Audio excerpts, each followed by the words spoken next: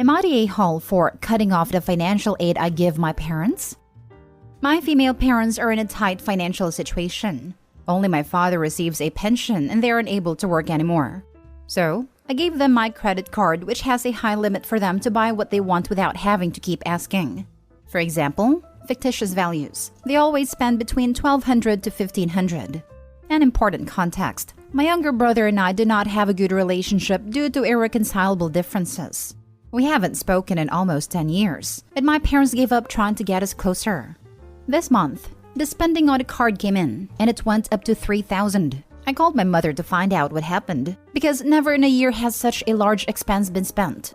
And she started to dodge until she said that my brother and his 2 children came to live with them. Apparently, in the divorce process, the ex got the house and he got the company. They had 50-50 custody of the children, but she ended up giving up and he got full custody. The company, due to his management, is not working out. My ex-sister-in-law carried that company on her back, and he was unable to pay rent, bills, food alone. Pension is still being resolved, but it takes time. So he asked my parents for help. I asked if he helped around the house, and she said she felt sorry for him because he was really tight, so he only helps with the bills and not food. I was annoyed, because I don't mind helping my parents, but I don't want to support food for 1 more adult and 2 children. I've never seen them in my life, so I don't have any affection for them. Sorry. I gave an ultimatum saying either he starts to help with that too, or I cancel the card and start sending restricted money on their account. They would have to be responsible for managing that money until next month. And that I was angry, because even though I didn't care about them spending on a card, they didn't ask if it was okay to spend twice as much because there were 3 more people in the house. My mother started saying that they didn't ask me because they knew I would deny it. That it was inhumane to treat someone who is going through hardship like that. That I know my parents can't afford to stand on their own and they would never turn their backs on a son and 2 grandchildren. She started pressuring me to keep the credit card and that they would try to keep the budget lower so as not to spend so much. I stood by the decision. She didn't want to ask him to help with food and sent the money to their account. They are begging me to release the card, but I don't feel comfortable paying for 3 more people. Am I the a-hole? The money they used to spend was more than enough for them. My mother started saying that they didn't ask me because they knew I would deny it. No kidding. It's your money. They should have asked. Not the a-hole. Don't bite the hand that feeds you. As if because we knew you would say no as an excuse, it makes it worse. You knew what you were doing was wrong and did it anyway. Not the a-hole. Your mother is being entitled, manipulative, and toxic. You have been being extremely kind and all of them are taking advantage of you. If your mother and father had the bare minimum of respect for you, they should have called you to ask if it was okay. They didn't. That they now are trying to manipulate you into continuing is simply inexcusable. If I were you, I would turn off that card immediately, and then I would think about whether or not to send a fixed monthly amount. I was considering saying you should be less hardline about the children, but then I realized, why should you be the one supporting children who have 2 parents who should be capable of supporting them? Honestly, if your brother is living with them, it is his turn to support your parents, not the a-hole. Exactly. Brother is not out of work. Even his living situation is temporarily resolved. Childcare is now between him and his parents versus him and his spouse before. Bearing expenses of the divorce/move, his financial situation is unchanged. There's no reason for parents, aka grandparents, to be entitled to a different amount. Hate to use that word, since it was support and they needed it. Next story. Am I the a-hole for kicking my brother's girlfriend and her kid out of my house at Sunday dinner? I, 31 female, have a great relationship with my family. We get together on most Sundays to do an early dinner. We alternate between my parents hosting or hosting at my husband and my home. I also have a younger brother who is 27. He lives alone. So yesterday, I was hosting dinner. It was going to be my parents. Mom's best friend was up visiting them, brother, my husband and I. I planned a nice meal. A provincial roasted chicken, mashed potatoes, asparagus, roasted delicata squash, stuffing, cranberry sauce, and roasted Brussels sprouts with apples and bacon. About an hour before we planned on eating, my brother texted to let me know his girlfriend Becky, 32, was with him, along with her child Jenny. Not a huge deal, but a little more notice would have been appreciated as both his girlfriend and her kid are vegetarian. I set 2 more plates at the table and figured that with all of the sides, there was enough they could eat. I'll be honest, we don't really care for his girlfriend, but my family has a rule that you don't mess with other people's relationships. My brother is an adult. Becky just seems very opportunistic, and her kid is very weird. They've been together 8 months, have broken up twice, and after 6, asked if she could move into his place because it's in a better school district than her apartment. So here is where it hit the fan, and I might be the a-hole. We sit for dinner, and Jenny asks where April is going to sit. I look around confused. Becky then says that April is her imaginary friend. This kid is 9 turning 10. She starts shrieking that April needs to eat and having a total tantrum. My mom tries to calm things down, suggesting she share her place and seat, which she refuses, demanding a chair and plate. Her mom tells me to just set a spot. My dining room table has 8 chairs all in use. The kid gets louder and everyone else is in shock. She tosses herself on the ground. I get flustered and tell Becky to please get her to stop. Becky then goes on the attack, calling me rude and heartless for not giving in to her kid. She also says that she knows I hate kids and that's why we don't have any. We are child-free, but I like my friends' kids, as they are not rats. She then goes on a rant about how I know they're vegetarian, and it was rude of me to not offer a main that was vegetarian-friendly, and that I put bacon on the Brussels. I snapped back that I didn't know they were coming, and I wasn't the one who invited her. So she's screaming at me in my home, kid is flailing on the ground crying, and I had enough. I told her if she can't respect me in my home, she should leave. She screams at my brother to get up, that they're leaving, and he informs her he is staying. Everyone is shocked, but we eat. My brother silences his phone because she's blowing him up, and he is just shell-shocked. She's now slamming me and my family in social media and accusing us of trying to break them up. Am I the a-hole for not accommodating her and her kid better than asking them to leave? I try to be polite and a generous host, but I had enough. No one has ever been more not the a-hole. This is unreal. I really hope your brother ditches this woman. I don't think she should be allowed back in your home. Maybe I'd say let her come back if she profusely apologizes and publicly posts on social media that she was wrong too. She's like doubling down, claiming we are snobby and she is being treated horribly because she's a single mom. She's not welcome back. My brother is in shock that she pulled this. I don't know why he is with her, cause other than being pretty, she has no redeeming qualities, but looks only go so far. Not the a-hole, and good on your brother for his wise decision. I'm glad he's not enabling her. Be a good listener for him because I suspect his relationship is over and he'll need someone. Honestly, if I were him, when she gave him an actual list of what she wanted for her birthday when they were dating for barely 2 months, I was like, oof, bad sign. She had the nerve to ask for a $1,000 purse. I know the rule in your family is to not interfere in relationships, but few rules are absolute or have no exceptions. I think it's time to sit down with your brother and talk to him about his relationship. Do your best to not come off as being against her, but as being concerned for him. Every problem with her, you need to make it about him. Stuff you don't like personally about her, never bring up. Maybe just offer to listen and then offer advice, but don't give it if he refuses it. Sometimes it takes an outside perspective to see what's really going on. Sometimes it takes a real public incident that can't be sanely denied, like this one, to make people open to talk about things. Just be sure to be there for your brother and make sure he knows that's why you are there. My husband plans to talk to him when they golf Wednesday morning. I feel bad that he was super embarrassed and kept apologizing. Next story. Am I the a-hole for not supporting my husband's kids?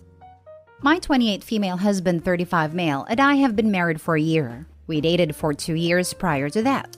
When we met, I said I didn't want to have kids of my own, but wouldn't mind being in a relationship with someone who has kids. We came to the agreement that he would be solely responsible for his kids, minus the little stuff. I love my husband a lot, and his kids are alright. The older 2 are great, but the younger 2 are a bit much. We have had separate finances our whole relationship, since he has kids and I don't. When I moved into his house, we agreed that I would pay 1/4 of the mortgage, since it's a 4-bed, and 3 of the 4 rooms go to his kids.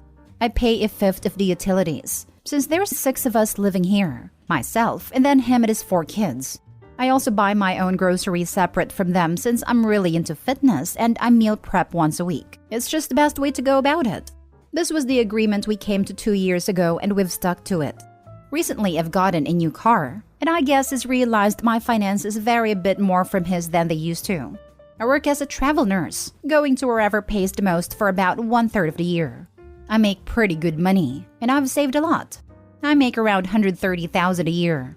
Meal prepping and responsible spending has helped a lot, and I don't buy myself a lot of luxuries other than my new car. My husband works as a mechanic, and he makes a fair amount considering we live in a low cost of living area, around $40,000 a year. Well, now he wants me to start setting up college fund for his kids, and he wants to have a joint account and pay our bills based off our income.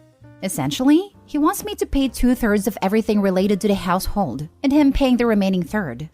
I don't think it's fair at all. He decided to have 4 kids, and I decided to not have any, because I would rather spend my time and money on myself. He thinks it's not fair that I can buy myself an expensive car while he still drives an older car that needs work. Ultimately, I ask why he agreed to split what we have now, if he wasn't okay with it, and he just changes the subject. Am I the a-hole for not wanting to support his kids? Now for the top comments. Jesus, so he's below the poverty line and you're at the upper class income threshold. You're married and completely comfortable seeing your stepchildren struggle because your income blocks them from federal student aid or FAFSA that they'd more than qualify for if you weren't in the picture. Financially, he'd be better off if he divorced you and rented your room out to some random person. That's not a marriage. You're friends with benefits at best. Everyone sucks here. I don't understand why you want a relationship where you have discretionary spending, while he can't afford reliable transportation to work.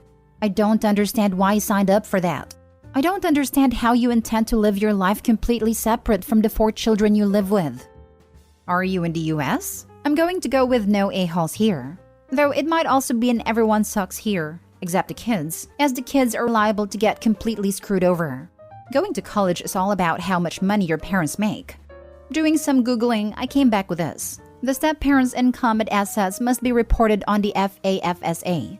The problem here is, without your income, the children would be eligible for significant financial aid. Because of your income, they won't be. It's a horrible situation. But if you refuse to ever help, the children get the short end of the stick. His ex-wife makes more money than me, so the kids wouldn't qualify for FAFSA anyways. She won't pay for their college though because she had to pay for her own. She also doesn't really like her kids, but has 50-50 to get out of paying child support. At least 50% of mortgage and utilities would be reasonable, but really 2/3 of each based on income would be better. This has nothing to do with the kids, and is a basic split based on income. You have no obligation to cover college costs, but even without the kids, your current arrangement really stinks. The early arrangement was really unfair. I'm curious who came up with that split. In the event of divorce, I would let him keep the house, so I'm essentially paying for a house that is his. The utilities are based off use. His kids use an obscene amount, and I don't use that much. We compare the amount for weeks he has the kids and I'm there, to weeks he has the kids when I'm not. I use maybe $40 worth of utilities a month, yet I pay about $100. What do you think rent is? I mean, I could easily go and buy my own house. I don't need him to contribute to it. He's benefiting from me being there and he's the one who wanted me to move in. Now for the last story. Am I the a-hole for not making my daughter apologize for what she said to my father's wife?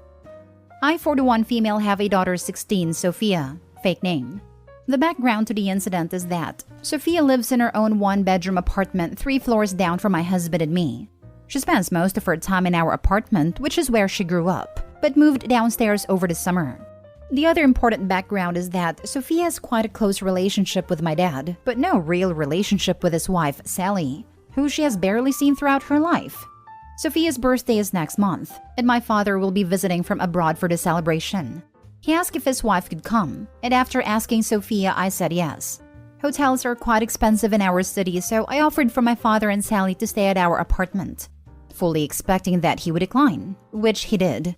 I presumed they would find a hotel and let it at that.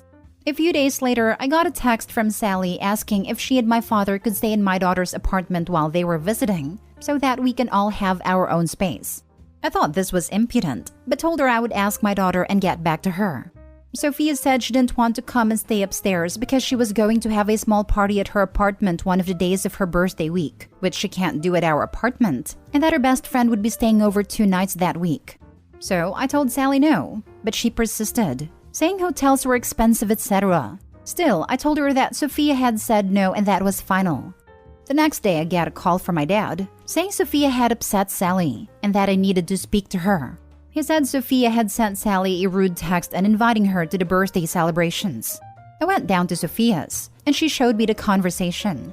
Sally had taken it upon herself to text Sophia asking that she vacate her apartment. Sophia again said no, and Sally kept pushing, saying how she and my father couldn't afford to go if they had to pay for accommodation. The text messages were extremely patronizing and manipulative. Sophia replied saying that my dad could come on his own, and since Sally is the reason they have to stay at a hotel, Sophia didn't mind if she didn't come. Sally didn't reply, but obviously she'd been tattling. After seeing the whole thread, I told my dad the way I see it. Sally attempted to bully a child and she picked the wrong one. I said Sophia had offered a viable solution to the problem, and if they couldn't afford to pay for the trip, my dad was welcome to stay with me. My father has since been texting me multiple times a day, asking that Sophia apologize, and saying I'm making him choose between his wife and his granddaughter, as now Sally is pitching a fit. I don't think I'm making him choose. No one said she couldn't come. But he seems a bit desperate, and I know Sally can be very temperamental over things like this. So I'm beginning to think maybe I should have asked Sophia to apologize. Am I the a-hole? Not the a-hole. It's amazing when a parent actually gathers all of the facts instead of assuming that their child did something wrong. Well done. Indeed, so often it is the norm for adults to take the words of other adults. And am I the only one who thinks this 16-year-old having her own apartment in the same place as her parents is absolutely brilliant? What an amazing way to get her ready to be a grown-up. Not the a-hole. His wife is his problem. Don't teach your child to knuckle under to bullies. If it continues, contact Sally directly. Send a message that trying to bully and manipulate your daughter won't be tolerated.